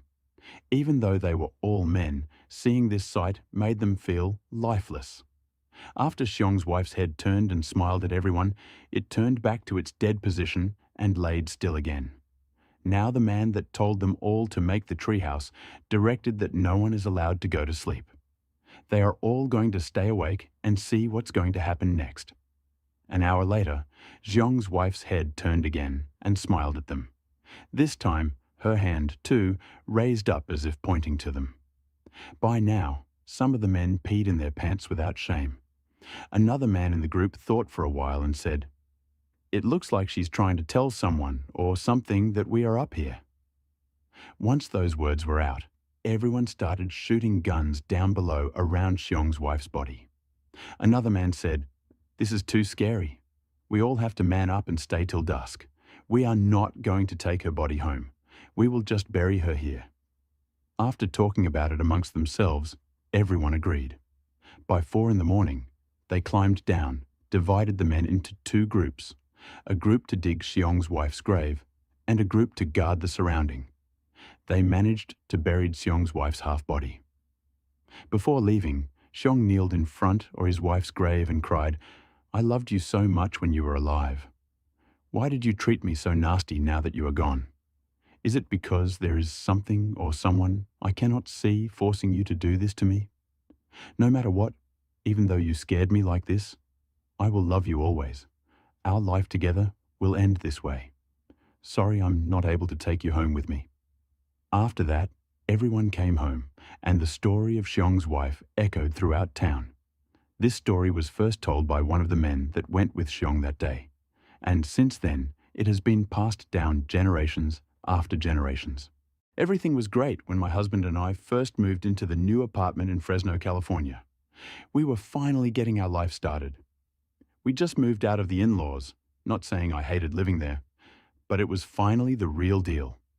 Living on your own, paying your own rent, buying your own food, and etc. I've always been the very independent type, so it was exciting to get that kind of freedom back. Anyways, our apartment was small. The door opens to a small square-shaped living room with a huge ocean view window. To the right is the kitchen with a small dining area. Once you entered the living room, straight ahead of you is a short hallway that leads to the bathroom and bedroom, one-bedroom apartment. The whole apartment flooring was a pale wood, except the bathroom and kitchen, which was a floral tile. The window panes were painted red. The apartment was small but cozy and a good place to start off our life. Plus, I liked how the apartment was a little further away from the usual busy areas of Fresno, more towards the farm areas, outskirts. When we first moved in, my father-in-law came and did a cleansing in the apartment because he's a very traditional Hmong man. Not saying that I'm not. For a matter of fact, I'm also very traditional, but I didn't think much of it because the apartments were pretty newly built, 2 to 3 years old. After my father-in-law left, my husband and I spent a couple hours digging through our boxes, but once I grew tired of not knowing what to put where, I told the husband to take me to the store to get some furniture to put things on. We left and went to the store for a good 4 to 5 hours. It was dark by the time we got back, so we showered and immediately went to bed. Slept on the floor, of course. The next morning, my husband left early for work, so I decided to go move some of the boxes into the kitchen and dining area, so that when the delivery guys got there, I can just have them set up whatever we needed them to. But as I was moving the boxes around, I kept noticing long strands of hair on the ground, and some on and in the boxes. It wasn't enough to be noticed right away, but as I moved more and more boxes, I realized that it was pretty much spread throughout. I knew for sure it wasn't mine, because I actually had a short A-line cut during that time, and of course my husband had a clean cut. I didn't give it much thought because my sister-in-laws were helping us pack during the time we were moving out, and they both had pretty long black hair, so I just thought it might have been theirs. Since we left the window open last night, we live on the second floor, the wind might have blown the hair everywhere. After I finally finished moving the boxes and swept the floor, I went into the bedroom to put away our blankets to make room for the bed when it arrived. But as I was folding the blankets, I also noticed long strands of hair around the bedroom, but mostly right around the corners of where we slept last night. Honestly, I was a little freaked out, but decided to brush it off and just quickly sweep the room. Later that night when my husband came home, I brought up the subject to him, and he just shrugged it off and also suggested that it might have been his sister's, which somehow comforted me a little, and I just left it as is and left for work. I worked night shifts. A couple days later, I got up around noon, because I work late, when my husband had already gone to work. I decided to finish unpacking and maybe go out to do a little grocery shopping.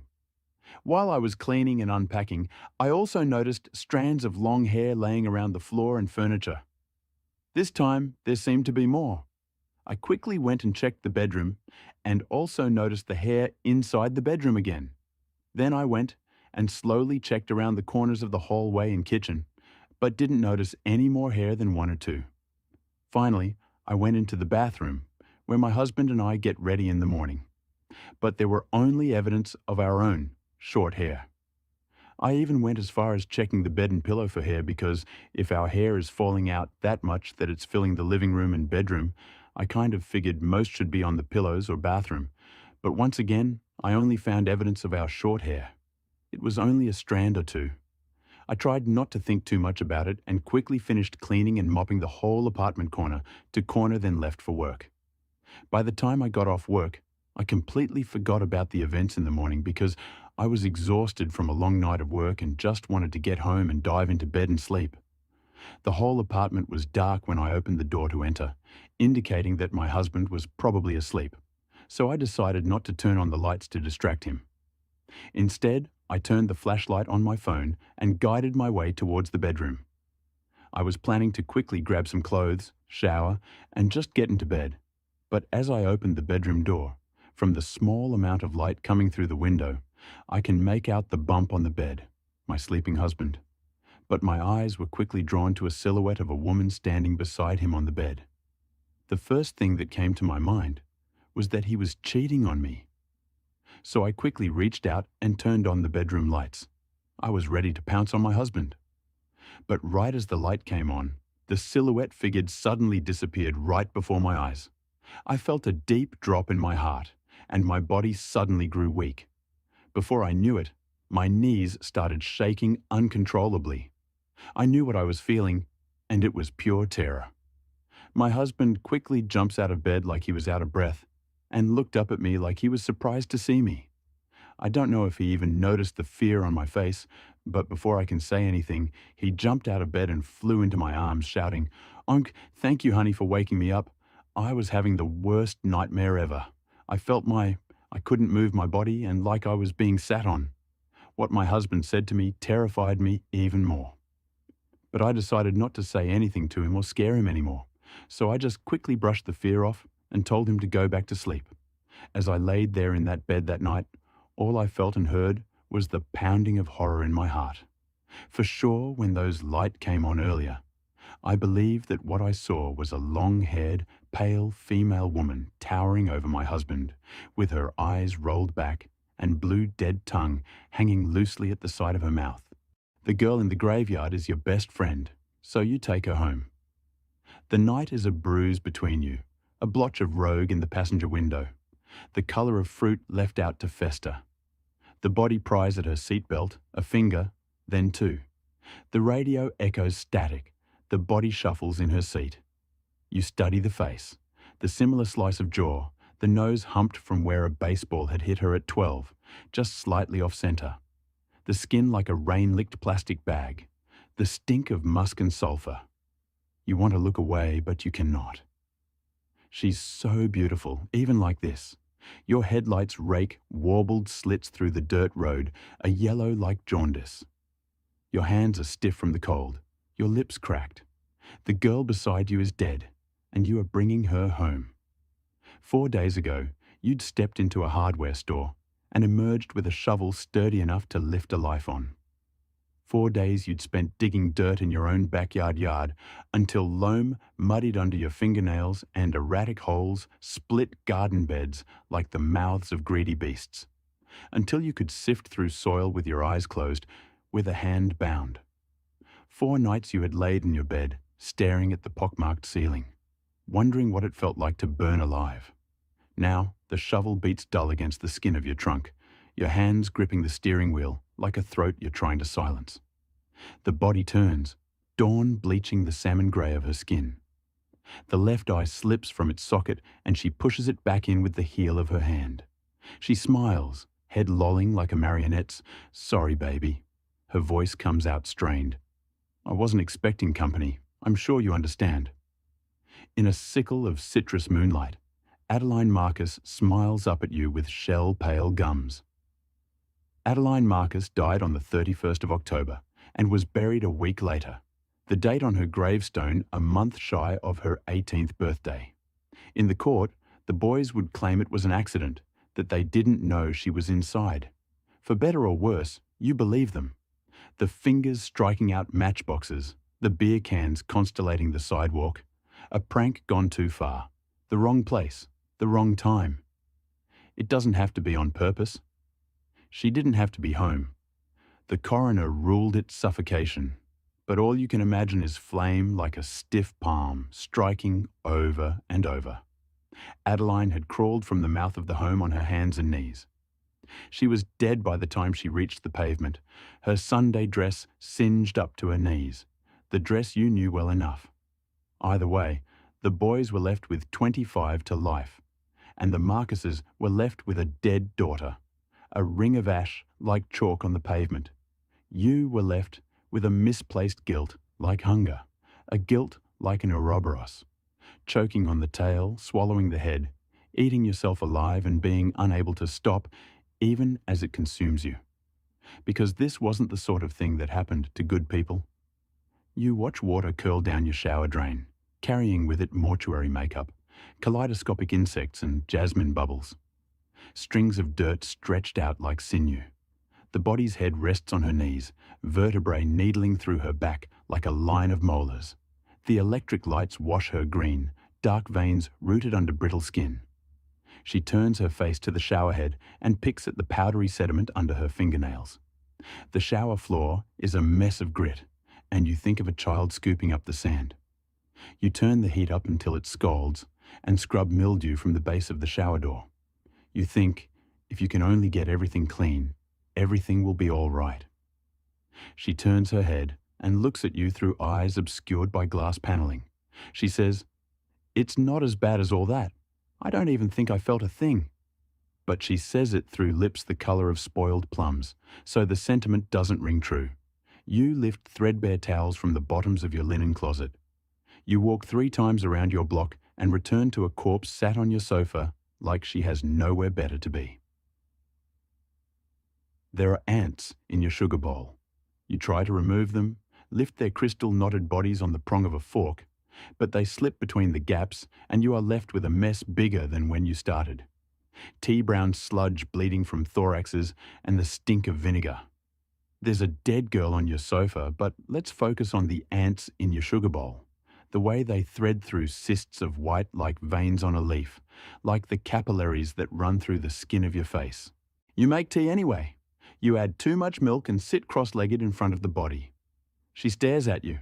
You stare back. The two of you drink, and ribbons of watery milk pour clean out her trachea, the gaping hole in her chest, but she doesn't stop drinking until you do. "You're not looking at me," she says. "Not really." "Yes, I am."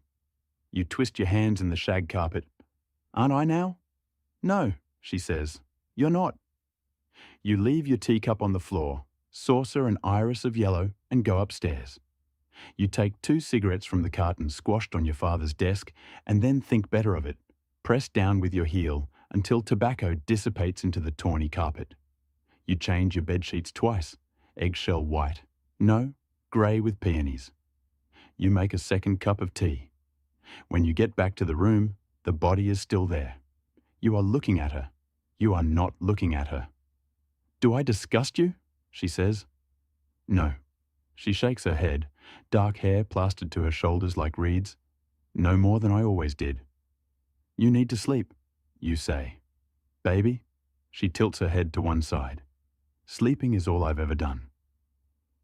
The last time you saw Adeline Marcus alive was in the back of a stranger's car, parked on a stranger's street with the taste of a stranger's tequila fresh between your lips. You were never two built for parties, so the outcome was a pair of girls who looked like they were playing dress-up. Blousy dresses with sleeves like a nun's. Thrift store necklaces noosing your necks. Shoplifted lipstick which she hid beneath her mattress, more wax than pigment. But in the citrus peel of streetlights, in the low trill of distant music, the two of you looked beautiful. She had her legs curled under her and was sitting sideways in the back seat, her hand resting on your knee and the other palmed against the window, a song on her lips that you couldn't quite place. You were too close, but it was night, and everyone was inside and drunk, and sometimes we all need to feel closer than we should be, to lose ourselves a little. The song melted on her lips, swallowed into the limp press of salvia and booze, and you said something like, "I think I should go home now." And she said something like, "Have another drink." And so you did. You let her pour the liquor into the flimsy mouths of red plastic cups and watched her swallow. She said, "You're so pretty." And you said, "I think you should stop." And she said, "Just let me say that one thing." And you wanted to say, "Stop fucking looking at me like that." And you wanted to say, "I want to crawl inside you and make a life for myself in the city of your mind." And you wanted to say, "Let's just be quiet. Let's just not talk. Let's just not ruin a good thing by telling the truth." Instead, you pushed open the passenger door, stumbled out onto the skin of vein blue sidewalk. "I'm going home now." The body lays with her back to your bed, hands worming in the floral sheets, chestnut hair spilling across her throat, past the ballpoint pen-marred bedposts, over the grey skin of her forehead. You are thinking about the silken mouth of a coffin. You are thinking of how she looked when you pulled her from the rose mouth of heaven. The radiator hums. A lace curtain bellies your open window. She rolls over onto her side, slots her hands together like pieces of a decaying jigsaw puzzle. You still can't even look at me. Her mouth moves too slowly, words like chewing gum. Why am I here, Bet? What's it for? There are pink crescent moons on the bed of your palms from the bite of your nails. She pulls her knees to her chest, and a bone cracks. She pulls her knees to her chest, and a molar tumbles from between her keyhole lips. You can only love me when I'm not here. You can only love me when there's nothing left to love. You press your cheek to the cool spread of linen beside her. You listen to the steady beat of your heart, the way you can feel it in your fingertips, entirely singular. Don't tell anyone, you say. Did you want it to die with me, Bet? She shifts, and her hair falls against the nape of your neck. Were you glad it was silenced? Don't tell anyone, you say again. She sighs, lays herself back down so you're face to face. Crooked nose, eye pulling from its socket, the onset of grey-green decay wreathing her jaw. The smell of soil and rot and cicada-heavy nighttime. Who could I tell? She brushes your hand. I'm not really here. And suddenly, you can imagine it is your fists splitting beer cans in two like overripe fruit. It is your fingers on the matchbox, your fingers striking out. But you both know the house would still be on fire, and you both know you'd leave alone. You take her hand. You put your face in the crook of her neck and beg forgiveness from a ghost. My sister has always had a soft heart. Soft as sweetbread. She cried after the old woman, despite everything. Maybe because of everything. I remember holding her as she wept, both of us covered in soot, her fingers scalded from holding shut the oven door. After the tears, she was quiet. She trailed me through the awful house with its sweetbread walls and sugared windows. I found the clothes we'd arrived in, offered up her kirtle, and she donned it without a word. She showed no whisper of response when we found the treasure in the attic, only nodded vaguely when I asked her to help me fill up the few bags we could easily carry back through the woods. Maybe it would be enough. Enough to keep us safe from our stepmother's whims. I do not want to go back there. It was the first she'd spoken in hours. I hesitated outside the witch's cottage, looking back over my shoulder at her. I do not want to go back to them. I sighed. Nor do I. But where else can we go? She wrung her fingers together in front of her skirt, eyes downcast and her teeth digging into her lower lip. Eventually, though, she nodded. Fine, you're right. She looked back at the house. Wait 1 minute. There may be something left in the kitchen. The kitchen? I repeated in horror, but she only nodded. Yes. She did not think I paid attention, but I did. I know which of her potions might be useful. If nothing else, we can sell them when we get back. I nodded slowly and followed her back into the cottage, though I stopped in the open arch that led into the kitchen itself.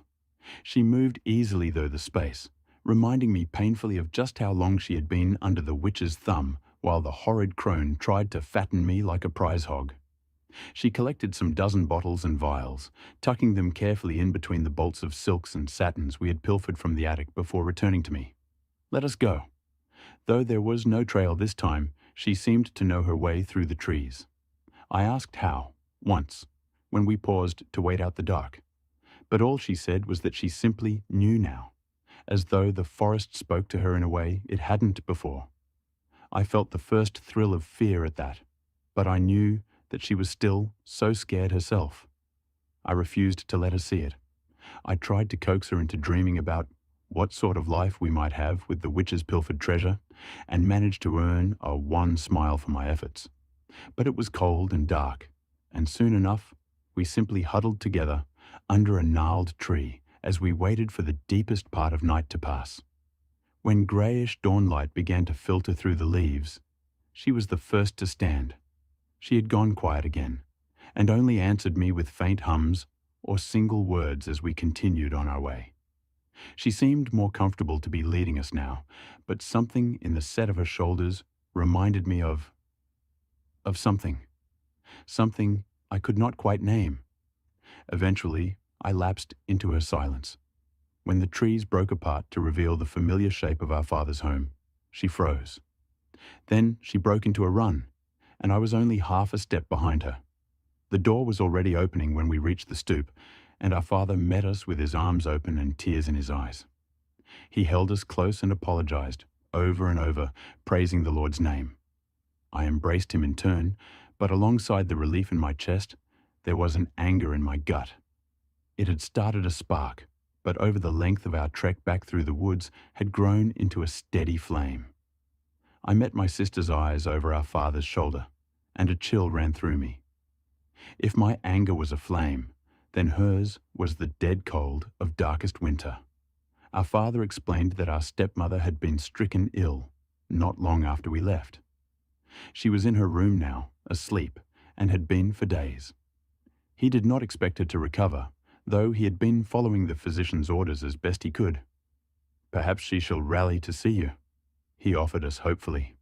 When neither of us answered, he sighed and dragged a hand down his thick beard. There was more grey in it than I remembered. "I know you must be angry with me, with us," he told us wretchedly, "that I could lose track of you so easily. It is an unforgivable failing in a father." "Lost?" I started slightly at the sharp edge in my sister's voice. Our father did too. She had always had a soft voice to match her heart. "We were lost," she repeated, staring at him intently. Our father stared back, eyes wide with a hint of fear. "Lost," he confirmed at last in little more than a whisper. I dropped my eyes, unable to continue looking at him. My sister did not. Abruptly, she stood from our small table. "We will go see her then." I blinked, startled both by the sudden movement and the conviction in her voice, but I followed her into our stepmother's sick room. That flame of rage flickered a little higher in my chest, and I found that I could not make myself move more than 2 steps inside the door. My sister knelt beside the hateful woman and smoothed a hand over her brow in a gesture so tender it made me want to break something. "Here." She tipped one of the witch's vials against her lips. "This will help." I almost reached out to stop her, but as though she sensed the movement, she held a staying hand back toward me. When the vial was empty, she stood and brushed her hands down the front of her skirt. She did not look at me as she left the room. I hesitated a moment longer behind her, staring at the woman who had left us to the wood and the wild. Already, her breathing seemed easier. Anger and love for my sister warred, twin flames in the center of my chest. She had always borne such a soft heart. Our stepmother was awake and lively within a day. Though shocked by our return, she was mollified enough by the offerings of treasure we had stolen away with that she simpered and even summoned up some mockish tears through which to tell us she was so sorry we had been lost to the wood. My rage burned hotter, and my sister grew colder. "We should celebrate your return," our stepmother exclaimed, a shawl wrapped around her shoulders, but no other sign of her illness remaining. "What do you wish for supper, my darlings?" "Sweetbread." I jerked around to stare at my sister, eyes wide and mouth agape. She did not so much as glance at me, but I felt her hand take mine under the table. She smiled at our stepmother, and my throat went dry. "But you are still recovering, stepmother." "I feel quite well, all things considered." "I shall make it," she offered gently. I could have stopped her then, could have clutched her hand in mine and dragged us out. We could have taken the treasure and left. It had been foolish of me to think there was nowhere for us to go. We might go anywhere. Seeing our father again, hearing him refuse to admit what they had done, made me sure of that. But my sister looked at me, just for a moment, and the ice in her gaze froze me to my chair. She was not looking for permission, but I nodded shakily anyway. Our stepmother exclaimed what a good, kind girl she was as she moved into the kitchen. Soon enough, the cloying smell of the baking sweetbread hung thick in the air. It was all I could do not to gag. My sister served the plates while the bread was still steaming gently, even drizzling the last of our honey stores over our parents' portions. "We can always get more at the market now," she said, with a hollow little laugh. Our stepmother agreed happily, though our father hesitated a moment before doing so himself. He was watching my sister with a faint wariness as she took her seat beside me.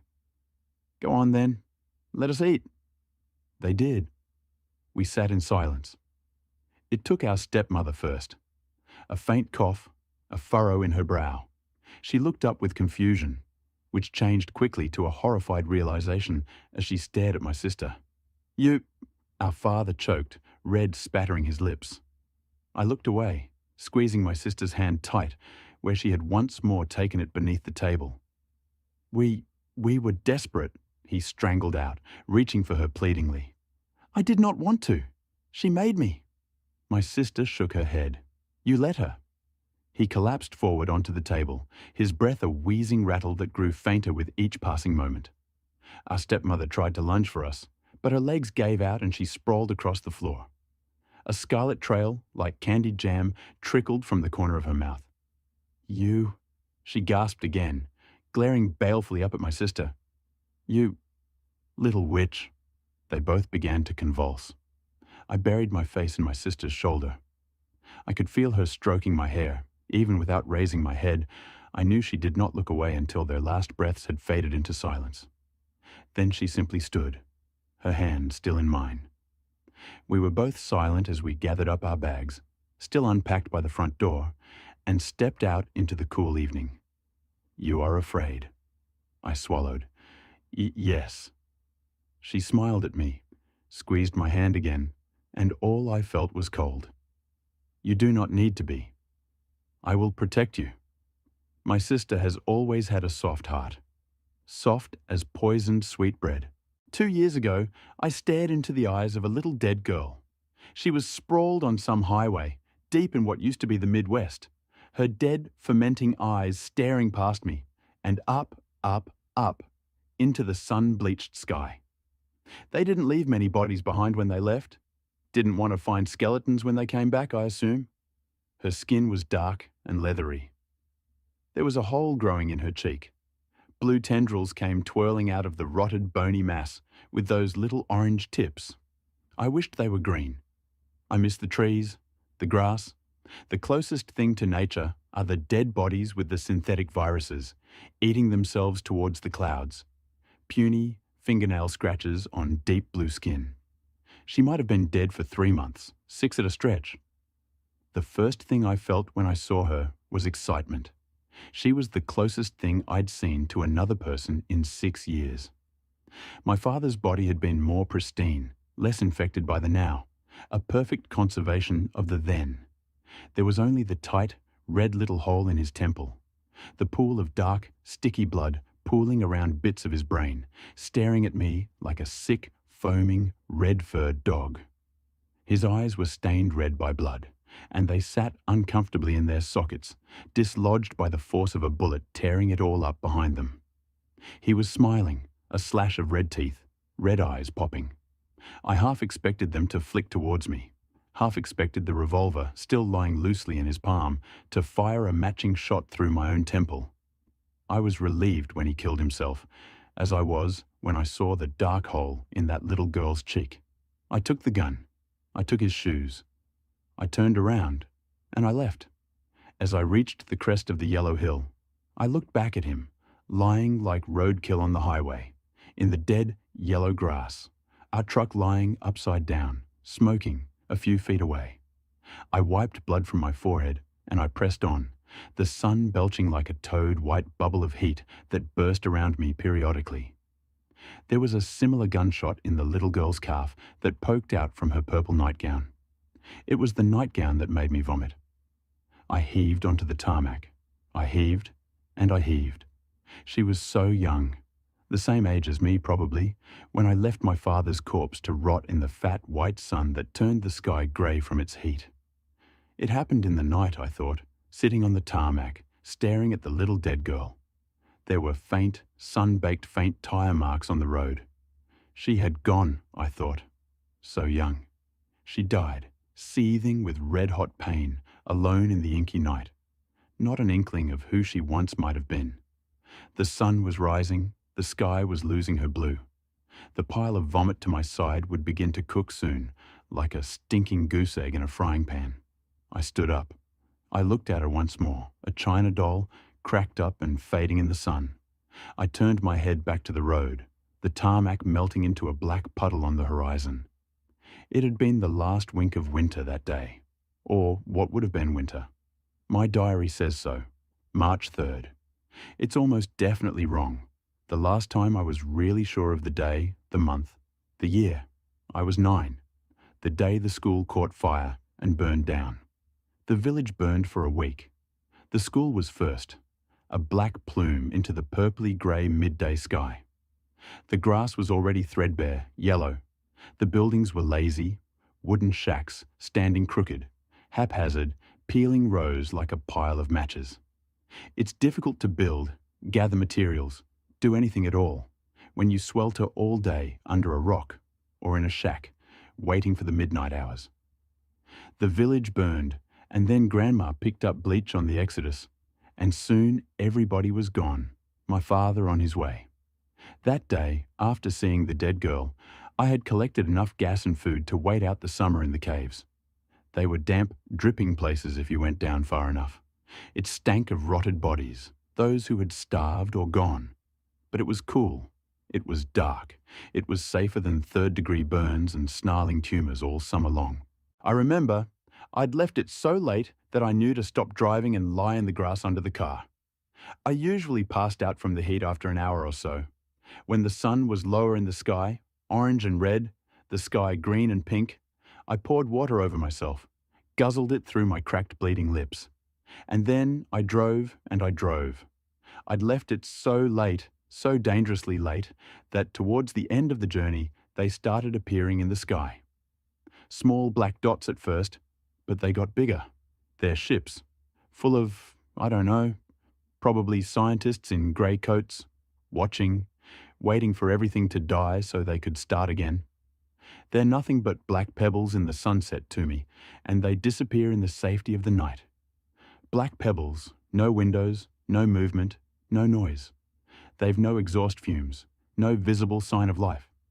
They just float calmly in the sky, black beads, watching as Earth eats itself like a coyote starving in the desert, picking at its own ribcage for morsels of its fleshy stomach. A stomach long gone. That little dead girl was a premonition, I suppose. It had been a silent, dissociative half-decade of white, silent heat. Each year dripped onto my lips like the last of the water in the hip flask I dangle, now, as I speak, above my head. I should have been gone for the caves days ago. I stand on the roof of a gas station. It's midday. The sky is clear and grey. The yellow-brown plains sprawl outwards, forever on all sides. The highway cuts a black line down the middle. There's the occasional lone ranger, a telephone post in the distance, the hollow carcass of a tree.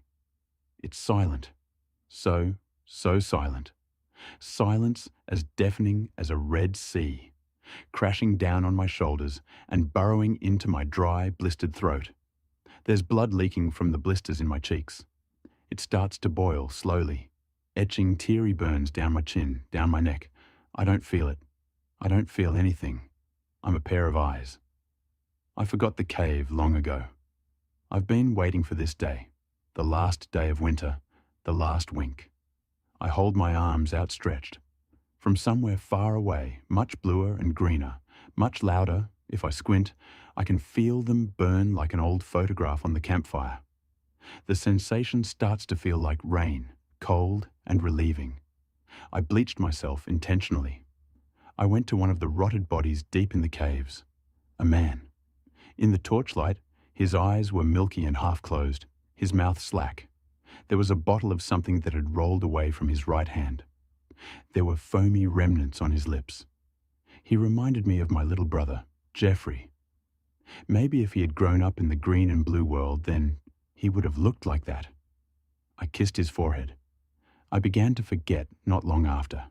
It was sweet. It was like falling slowly asleep. From this nightmare. This fucking nightmare I hear myself scream from far away in the blue and green. I start to turn away now, as my legs begin to give out on the roof of the gas station. I can feel nothing holding out his hand. The blistered now is a universe away.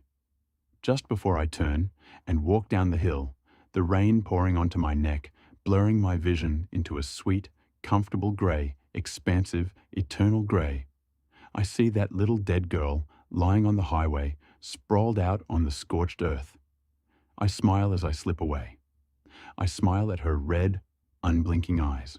I experienced this when I was 10 years old a long time ago. My family and I were visiting our first cousins in Minnesota during the July 4th tournament. It was the first time seeing them in a long time. They fled from Laos along with my parents when I was still a little toddler. My aunt and uncle had a son that lives there and was around my age. We got along well together, joked around, and played video games. Then on the third night, we were playing a game of truth and dare with my younger sister and his older brother and sisters. They were 2 to 3 years older. I was up and picked dare. My cousin dared me to go into the basement with the lights off. They say they sometimes see a Hmong lady in red down there, and she comes up some nights. I was young and was already scared and refused to go down to the basement alone. Later that night, while everyone was asleep, besides my aunt and uncle because they were still up doing opium, I slept on the living room floor with 2 of my other cousins while my sister slept on the couch. My parents were sleeping in one of the rooms upstairs. I just couldn't sleep because of the smell from the opium. All of a sudden, I noticed the doorknob on the basement door rattle, like someone was trying to turn it. With just the moonlight shining into the living room, I could clearly see the doorknob slowly turn. The basement door squeaked as it slowly opened. That's when I thought about what my cousin said about the Hmong lady in red. That's when I saw her stepping out around the door. She looked like a young woman in Hmong clothes, maybe in her 20s, and she was glowing transparent red. She walked by the couch where my sister and girl cousin were sleeping, just looking at them. Then the lady in red noticed me. I was frozen in fear. I didn't know if it was real or if it was just a dream. The lady saw me looking at her and started walking towards me as she came around the corner of the couch. I didn't see her feet. It was as if she was floating. Now she was 5 feet away from me, getting closer and closer. I was frozen in fear. I couldn't yell for help, and I couldn't move. As the lady in red was about 2 feet away from me, my mom turns on the light, and the Hmong lady in red just vanishes into thin air, like a magic trick. She was gone. No sight of her anywhere. But before she vanished, I saw her face as she turned her head around and back, before my mom turned on the lights. She had this sad yet angry look on her face before she vanished. My mom came downstairs to talk to my aunt and uncle before we left in the morning. The next morning, I told my aunt and uncle and my parents about it. You know how adults usually tell kids. It was just a dream, or we were just imagining things. But inside, they know what we saw. I am in my mid-20s now, and I can still clearly remember how she looked like. There was one really old Hmong couple that had no kids. Since they didn't really have anyone to take care of them, they were always short on money and didn't have any money for an AC during the summer. One night, the man told his wife, since it was so hot, then they should move the bed right under the window and open the window so it wouldn't be so hot while they slept. The wife agreed, and they moved the head of the bed right beneath the window. As they were sleeping, the lady felt something touching her face. So thinking that maybe it was just bugs, she just whipped her face with her hands trying to get WA.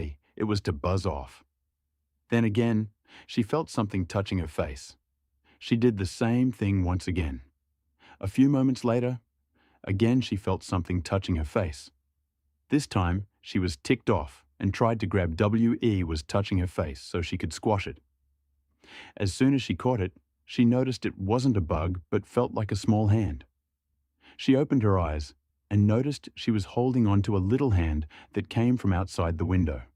She kicked her husband, and as he awoke, he witnessed what she was holding. A little in shock, he immediately looked outside to see if there was anyone right out by their window, in case it was a burglar. What he saw was nothing but a really long arm that came from the woods, which was about 20 feet away. He immediately told his wife to let go. As soon as she did, the hand shot back like a rubber band back to the forest. He told his wife what he saw, and immediately they freaked out and shut the window, being forced to stay up all night. The old folks said something about how you aren't supposed to sleep like that because it meant you were welcoming the dead to come sleep with you or something. That was why the hand was bothering the old lady,